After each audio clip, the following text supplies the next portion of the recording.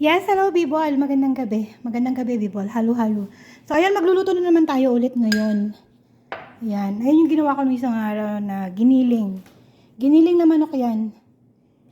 Lagyan natin ng 2 kilo na lang na paminta kasi nung nakaraan may 5 kilo na akong nilagay dyan. Tapos lagyan uli natin ng garlic powder na 2 kilo lang kasi may 10 kilo na akong nilagay dyan nung nakaraan.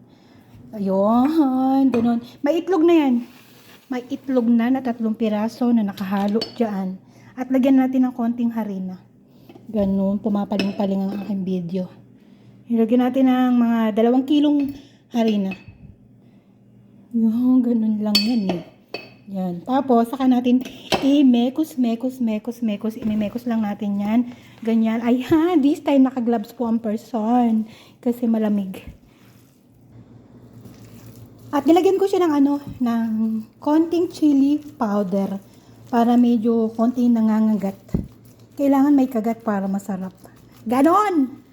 Ayan, haluin ko lang to. At ayun, mainit na po ang ating mantika. Itatambog na natin ito. Maliit na lang, party lang. Yun, ganon. Nipisan lang natin para hindi siya mahilaw.